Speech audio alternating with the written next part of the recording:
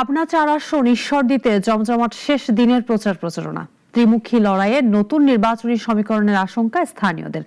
ঈশ্বরদী নির্বাচনী প্রচারণা জানতে যুক্ত হব সহকর্মী মোহাম্মদ রাজীব আলীর সাথে। নির্বাচনে বাকি আর মাত্র 2 দিন। শেষ মুহূর্তে প্রচার প্রচারে ব্যস্ত সময় পার করছেন দলীয় প্রার্থীরা। সারাদিন কিন্তু প্রচারণার শেষ দিন হওয়ায় একই সময় আজকে বিকেল 3টাতে কিন্তু ঈশ্বরদীতে ঈশ্বরদীতে কিন্তু বিকেল 3টাতে 3টি গণমিছিল অনুষ্ঠিত হওয়ার কথা রয়েছে। এখানে কিন্তু গণমিছিল দলীয় প্রার্থী যিনি রয়েছেন বিএনপি মনোনীত প্রার্থী হাবিবুর রহমান হাবিবের কিন্তু ধানশিষের গণমিছিল বের হওয়ার কথা রয়েছে এবং অধ্যাপক আবু তালেব মন্ডল দাঁড়িপাল্লার কিন্তু গণমিছিল বের হওয়ার কথা রয়েছে এবং বিদ্রোহী যে প্রার্থী রয়েছে তারও কিন্তু হোন্ডা প্রতীক নিয়ে কিন্তু গণমিছিল বের হওয়ার কথা রয়েছে।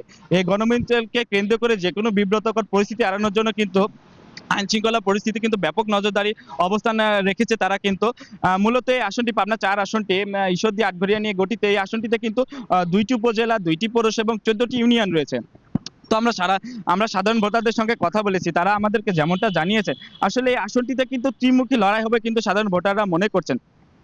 কারণ এখানে কিন্তু জেলা বিএনপির আহ্বায়ক হাবিবুর রহমান হাবিব তিনি কিন্তু চেয়ারপারসন উপদেষ্টা ছিলেন এবং হেভিওয়েট প্রার্থী কিন্তু তিনি কিন্তু ধানের শীষ প্রতীক নিয়ে কিন্তু এই আসনটিতে কিন্তু প্রতিদ্বন্দ্বিতা করছেন এবং জেলা জামাতের আমির কিন্তু এই একই আসনে পাবনা ৪ আসনে কিন্তু জেলা জামাতের আমির কিন্তু দাঁড়িপাল্লা প্রতীক নিয়ে প্রতিদ্বন্দ্বিতা করছেন এবং বিদ্রোহী যে প্রার্থী রয়েছে জাকারিয়া পিন্টু তিনি কিন্তু এখানে মোটরসাইকেল প্রতীক নিয়ে কিন্তু প্রতিদ্বন্দ্বিতা করছেন। এই কারণে কিন্তু সাধারণ ভোটার যারা তারা কিন্তু মনে করছে যে এখানে ত্রিমুখী লড়াই হবে।